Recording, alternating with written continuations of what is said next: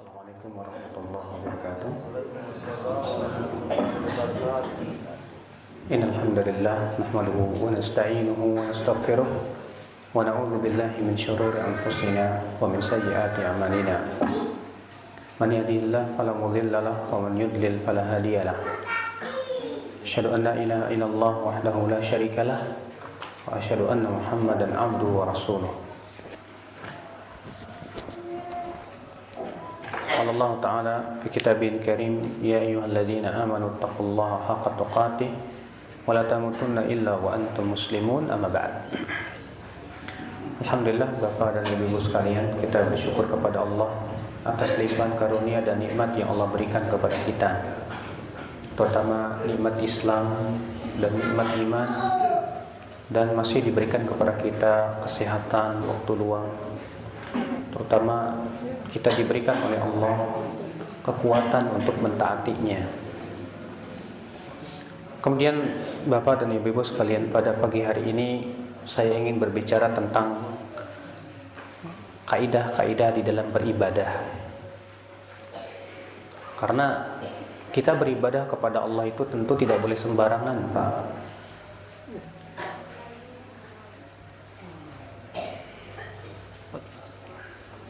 Tujuan kehidupan manusia adalah untuk merealisasikan ibadah.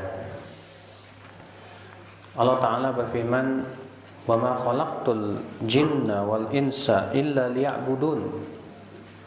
Tidaklah aku ciptakan jin dan manusia kecuali agar beribadah kepadaku saja.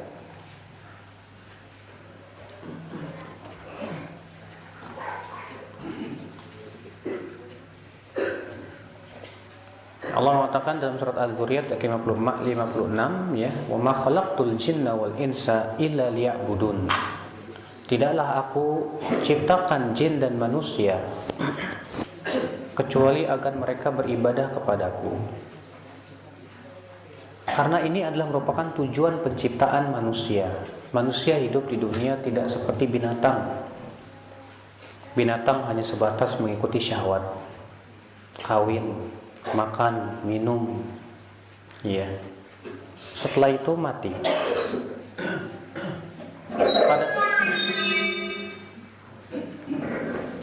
Dan kelak pada hari kiamat, binatang akan dibangkitkan, kemudian dikisos, setelah itu menjadi tanah.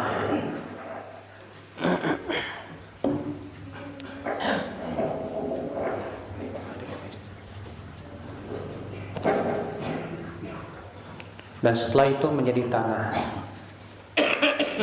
Sedangkan kita manusia, Allah Subhanahu wa Ta'ala ciptakan jin dan manusia untuk merealisasikan ibadah kepada Allah Subhanahu wa Ta'ala.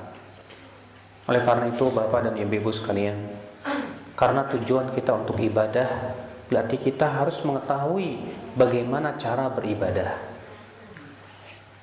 Tentunya Bapak dan Ibu sekalian, karena Allah ingin diibadahi dan memerintahkan hamba-hambanya untuk beribadah kepadanya, maka pastilah Allah sudah menjelaskan bagaimana tata cara ibadah yang diridhoi oleh Allah Subhanahu wa Ta'ala. Karena ibadah itu hak Allah, bukan hak manusia.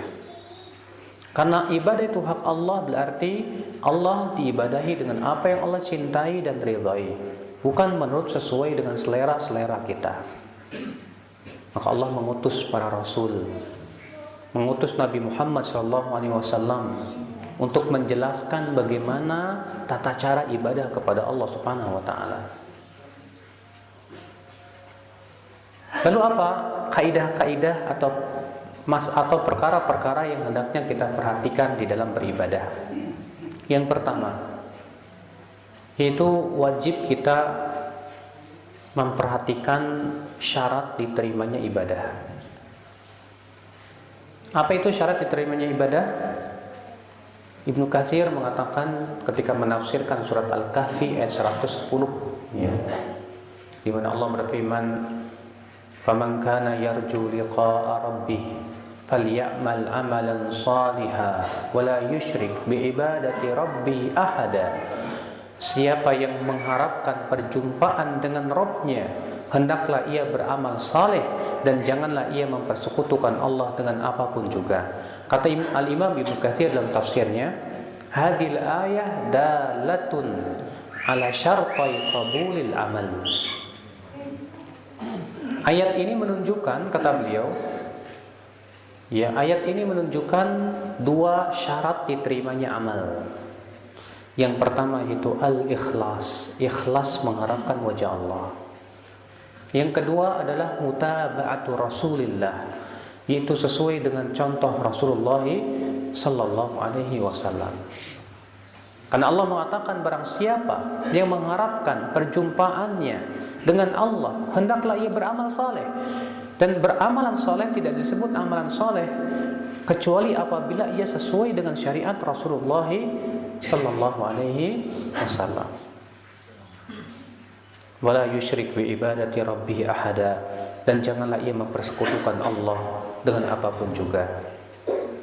Maka amalan yang ikhlas tapi tidak sesuai dengan syariat Rasulullah, maka amalan tersebut tidak akan diterima oleh Allah. Sebagaimana Rasulullah SAW bersabda dalam hadis yang dikeluarkan Imam Bukhari dan Muslim, dan ini lafaz Imam Muslim, man amila amalan laisa alaihi amruna fahuwa raddun. Siapa yang mengamalkan suatu amalan yang tidak ada di atasnya perintah kami, maka amalan tersebut tertolak, kata Rasulullah SAW. Ikhwatul Islam, azani Allah wa iyyakum. Sebaliknya Pak, kalau amalan tersebut sesuai dengan syariat Rasulullah tapi tidak ikhlas, dia mengharapkan pujian manusia, dia mengharapkan kehidupan dunia, maka Bapak dan Ibu-ibu sekalian, amalan tersebut pun tidak akan diterima oleh Allah Subhanahu wa taala. Allah Ta'ala berfirman dalam hadis qudsi, man asyraka ma'i ya ghairi taraktuhu wa syirkahu. Siapa yang mempersekutukan aku dengan orang lain, maka aku akan tinggalkan ia dan kesyirikannya. Ikhwatul Islam, azani Allah wa iyyakum. Maka dari itu Bapak dan Ibu-ibu sekalian, kita tidak akan diterima amal kita kecuali dengan dua syarat tadi. Yang pertama apa? Ikhlas. Yang kedua apa? Mutaba'atu Rasulillah, itu sesuai dengan syariat Rasulullah sallallahu alaihi wasallam. Salat sudah dijelaskan oleh Allah tata caranya melalui lisan Rasulnya. Beliau bersabda, "Shallu kama ra'aitumuni usolli." Salatlah kalian sebagaimana kalian melihat aku salat. Sekarang Pak, kalau ada orang yang sholat subuh 3 rakaat, kira-kira gimana? Diterima tidak sholatnya? Ya, jelas tidak diterima. Kalau ada orang berkata, tapi kan tidak ada larangan. Mana ayat yang melarang? Mana hadis yang melarang sholat subuh 3 rakaat? Kita katakan Allah melarang kamu untuk menyelisihi sunnah syariat Rasulnya. Allah berfirman, "Falyahdharil ladzina yukhalifuna an amrihi an tusibahum fitnatun aw yusibahum adzabun alim." Hendaklah waspada orang yang menyelisihi perintahnya untuk ia ditimpa fitnah atau ia ditimpa azab yang pedih.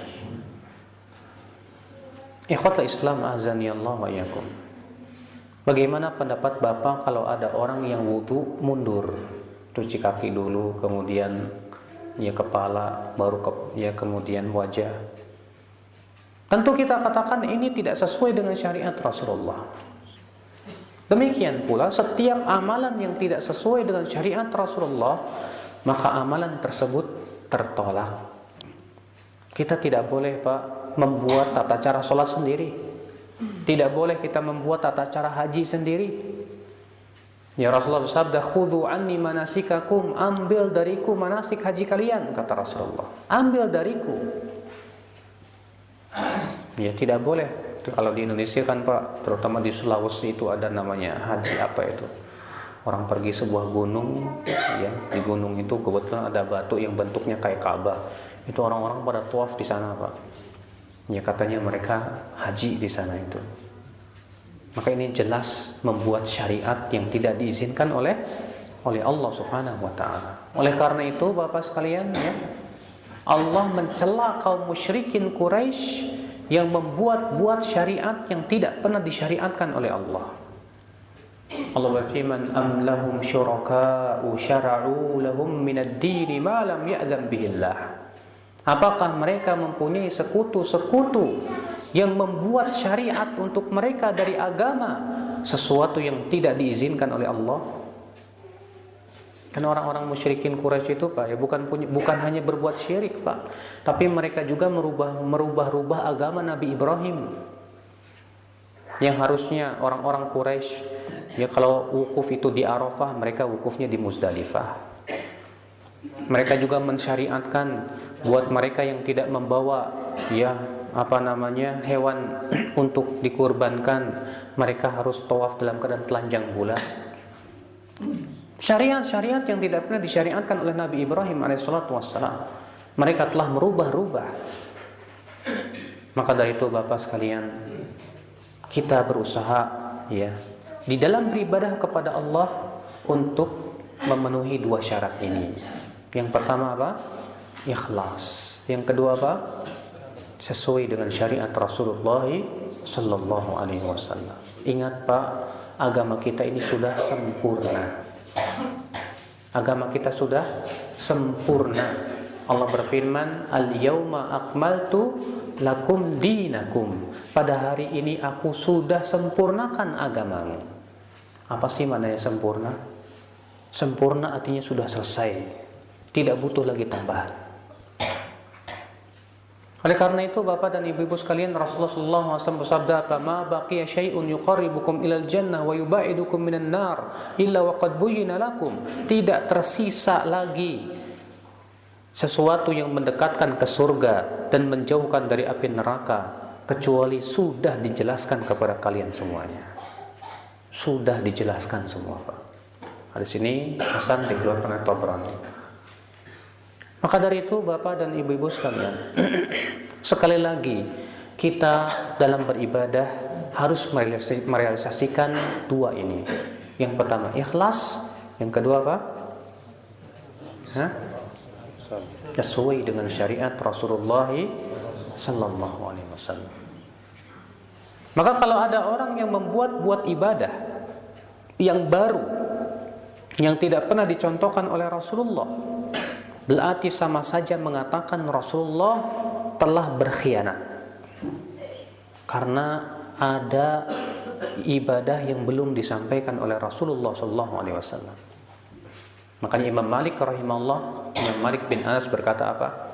Man ibtada'a fid dini bid'atan faqad za'ama anna Muhammadan khana risalah. Siapa yang melakukan atau berbuat bid'ah satu saja, maka sungguh ia telah menuduh Rasulullah mengkhianati risalah. Wa dzalika li anna Allah azza wa jalla yaqul, yang demikian itu dikarenakan Allah taala berfirman, al-yauma akmaltu lakum dinakum, pada hari ini aku sempurnakan agamamu. Fama lam yakun yauma idzin dina lam yakunil yauma dina. Maka yang di hari itu tidak termasuk agama, di hari ini pun tidak termasuk agama. Oleh karena itu, Pak, kalau ada orang yang membuat ibadah baru, kita tanya kepada dia, ibadah yang kamu lakukan ini yang tidak disyariatkan oleh Rasulullah, tidak lepas dari dua keadaan. Ima kamu menganggap agama ini sudah sempurna atau belum. Kalau dia berkata, agama sudah sempurna tanpa ibadah saya, kita katakan, buat apa kita menyibukkan diri dengan sesuatu yang bukan dari agama? Agama sudah sempurna semenjak Rasulullah masih hidup. Kalau dia berkata, agama Islam baru sempurna dengan ibadah yang saya buat ini, kita katakan berarti Anda sudah menolak Al-Quran. Karena Allah sudah tegaskan bahwa ya, agama ini sudah sempurna. Berapa banyak Bapak sekalian ibadah-ibadah ya di Indonesia ini terutama yang ternyata kalau kita periksa Pak sama sekali tidak ada dasarnya dari Rasulullah sallallahu alaihi wasallam. Coba contoh misalnya kalau kaum muslimin di malam nisfu Sya'ban mereka ramai melakukan sholat disebut dengan sholat nisfu Sya'ban. Padahal Al-Imam Nawawi rahimahullah, beliau termasuk salah satu tokoh mazhab Imam Syafi'i di zamannya. Ketika ditanya tentang salat raghaib dan salat nisfu Sya'ban, beliau menjawab apa? Alhamdulillah, fa inna hataini salataini lam yarid fihima hadithun sahihun wala amilahu salafun salih fahuma bid'atani madmumatani, kata beliau. Segala puji bagi Allah. Sesungguhnya dua salat ini tidak pernah ditunjukkan oleh hadis yang sahih satupun juga. Tidak pula diamalkan oleh salafun salih. Maka ini adalah salat yang bid'ah, yang tercela, kata beliau. Kenapa? Karena ternyata hadisnya palsu.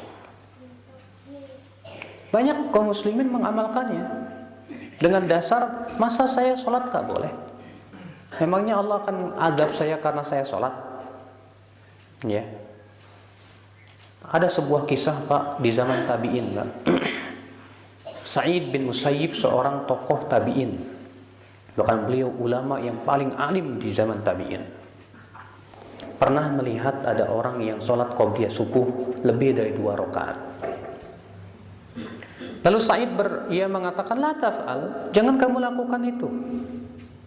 Lalu orang ini berkata, hai Sa'id, ayu'adzibuni Allahu bis salah? Apakah Allah akan adab saya gara-gara saya sholat? Saya mau sholat kan bagus. Apa kata Sa'id bin Musayyib? La, tidak. Allah tidak akan adab kamu gara-gara sholat. Walakin yu'adzibuka bimukhalafatika li sunnati Rasulillah. Tapi Allah akan adab kamu karena kamu menyelisihi syariat Rasulullah. Rasulullah hanya mensyariatkan qobliyah subuh 2 rakaat. Kamu kok lebih dari 2 rakaat? Iya. Nah ini Bapak sekalian. Maka dari itu Bapak sekalian ya, mengada-ngada dalam agama itu merusak agama. Jangan kita katakan, emang bahayanya apa kalau saya membuat-buat ya cara baru dalam ibadah. Sebuah kisah di zaman Imam Malik bin Anas. Ada seorang laki-laki datang dan berkata kepada Imam Malik, min aina uhrim? Wahai Imam Malik, saya berihram mulai dari mana ya? Kata Imam Malik, min haitsu ahrama Rasulullah SAW min Dzul Hulaifah.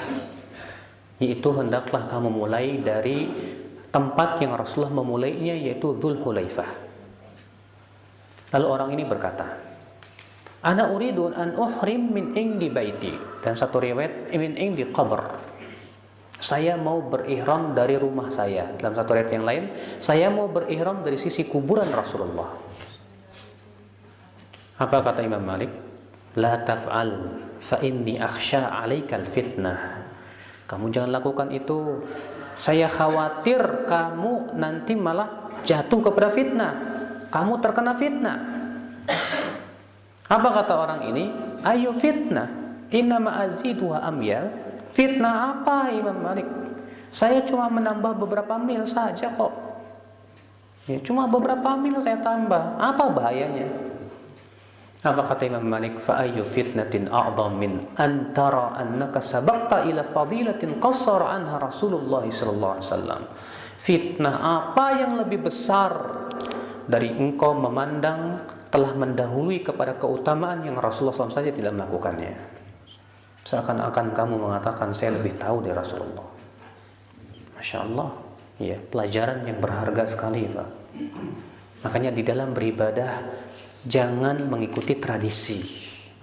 Di dalam beribadah ikuti apa yang disebutkan oleh Allah dan Rasulnya. Bagaimana tata caranya? Makanya para sahabat, lihat di zaman para sahabat Pak, kalau mereka melihat ibadah yang tidak sesuai dengan syariat Rasulullah, mereka segera ingkari Pak. Pernah ya Abdullah bin Umar sedang dengan beberapa tabi'in. Tiba-tiba ada orang yang berteriak di masjid, as-shalah, as-shalah, sebelum masuk waktu, ya, dia bilang apa, menjerit-jerit, sholat, sholat. Tujuannya mungkin mau mengingatkan, ya. Maka apa kata Abdullah bin Umar? Qum, ya, ayo kita berdiri.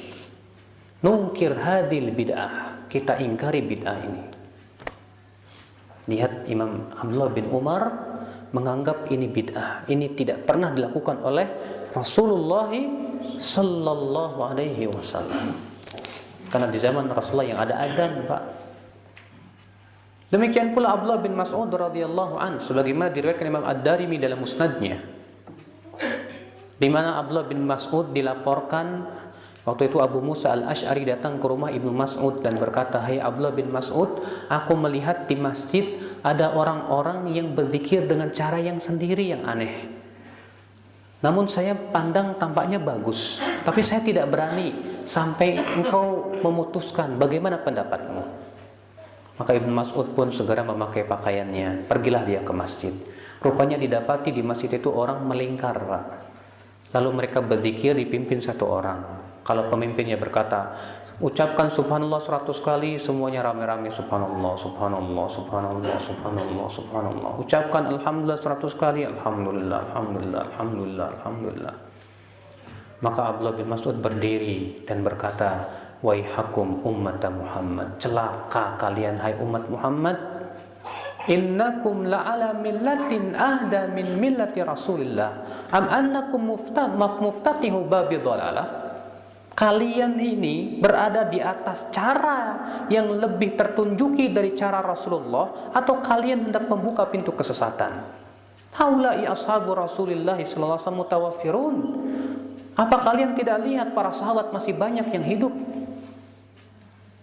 Aniyatuhum lam tuksar, bejana mereka belum pecah, baju mereka belum lusuh. Kenapa kalian tidak mengikuti tata cara ibadahnya mereka?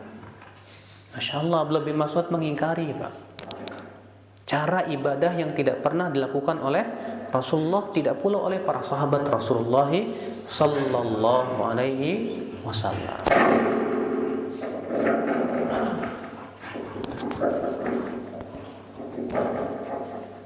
Nah, ini Bapak sekalian. Maka dari itu Bapak dan Ibu-ibu sekalian, sekali lagi Pak, di dalam beribadah kita jangan mengikuti tradisi. Ibadah milik Allah, ikuti syariat. Ya, tradisi yang ada di Indonesia ini perlu dikritisi, Pak. Apakah sesuai dengan syariat atau tidak? Ya. Saya dulu waktu kecil sekolah di sekolah ibtidaiyah diajarin sama guru saya doa-doa setiap kali mencuci anggota wudu.